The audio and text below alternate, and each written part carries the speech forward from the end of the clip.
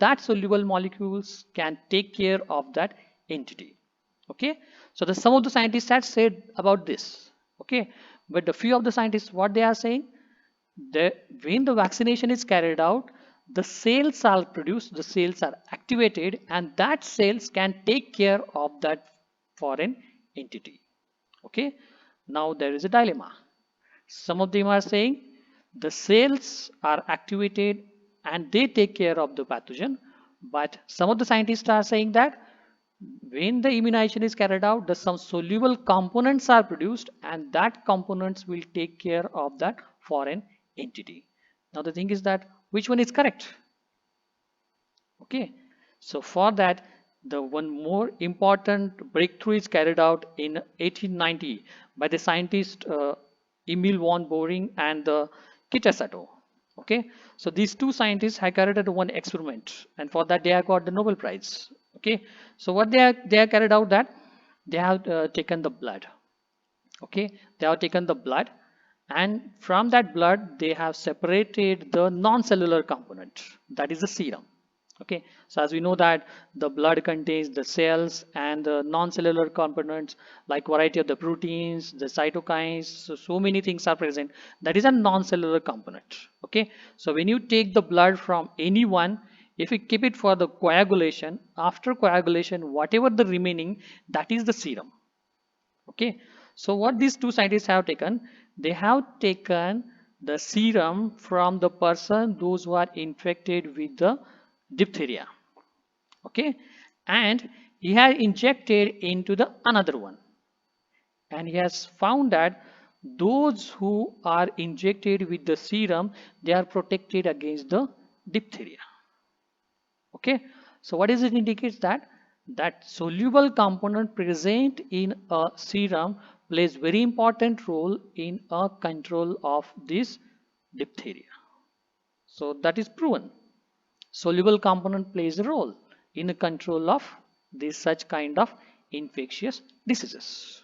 Okay, but before that, in 1883, okay, in 1883, there is one discovery is carried out before the serum has to be, that known for the scientist. Okay, so there is one another scientist, that is nothing but Eli Mechnikov. Okay, we know about that. He's very well known scientist. He has also got the Nobel Prize for this. Okay, so what he has did that he has get the from the immunized person, he has isolated the some cell.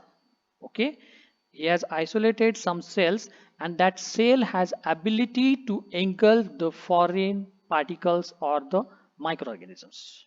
Okay, so what the Mechnikov has did, he has extracted the blood, and from that blood he has extracted the blood from the immunized person. Okay, and from that blood he has getting the some white blood cells, and he has observed that that white blood cell has ability to engulf the foreign particles and the microorganism, so he called them as a phagocytes. Okay, so that pathogens can be gets phagocytes cytosed by the that phagocytic cells, that is called as the WBCs. Okay, and that cells are nothing but the macrophages and the neutrophils. Okay, so has isolated these cells, and here what he has observed that those who are immunized, they have much more activity in that macrophages and the neutrophils rather than those who are non-immunized. So what he has concluded that after immunization, this cell gain the property of much more phagocytic. Okay, so again, both of the theories have been accepted. In one side, there is a soluble component plays a role in the development of the immunity, and the Mechnikov said that the phagocytic cell is take care of that foreign entity. Okay, so now the for the decade there is an debate over is whether it is a soluble or whether it is an a cell plays a very important role in a immunity. So in search of the all these things, again the many scientists have worked on that. Okay, so some of the scientists again they have taken the serum and isolated some component, and they have observed that that component has an ability to neutralize, okay, some toxin. Okay, the some of the component has an ability to neutralize or to coagulate the bacteria. Okay, so on the basis of this activity, that all the components have been that known as an antitoxin, okay, then the precipitin and the agglutinin. Okay, so that scientists have named on the basis of the activity as antitoxin, precipitin and the agglutinin. Okay, but later on there is one scientist, that is nothing but the Elvin Cabot. What he has did that he has take the serum, he has fractionated that serum. Okay, and from that fractionation he has take the one fraction, that is the gamma globulin fraction. Okay, so that gamma globulin fraction, currently as we know that it is a immunoglobulin. So he has observed that that gamma globulin fraction have all these activities like antitoxin, the precipitin and the agglutinin. Okay, and later on that gamma globulin fraction contains the much more soluble molecule, and that is nothing but the antibodies. So that antibodies plays very important role in a control of that that is that infectious diseases, or that any foreign particle when is enter, that can be controlled by that infectious that antibodies. Okay, and that's why, so as we know that that antibodies are isolated from the fluid, that's why the name comes as a humoral immunity. Okay, it is extracted from the body fluid, that's why the name comes as a humoral immunity. It is nothing but antibody mediated immunity. So this observation applies by the another scientist. Okay, so they have used the whatever the antibodies are synthesized, that is acts as an anti-serum. So they have used that anti-serum in a treatment of the variety of the diseases that time, when the immunization was not known about this, when nobody knows about the vaccination. So at that time they have collected the anti-serum from the person who has infected, and that is injected in another person, those who are ill, and it was found that those who are ill, they are recovered from it. Okay, and the same thing is applied later on for the many things, like in case of the snake bite. Okay, in case of the that the toxin, if it is enter the toxin, so that all the things can be controlled, and that is nothing but the passive immunization. The passive immunization is nothing but the what, the ready-made antibody extracted from the one source and injected in another, that is called as a passive immunization. Okay, and that passive immunization can be occurred naturally or it can be artificially. If it is injected in a person, those who are the snake bite, then it is called as artificial.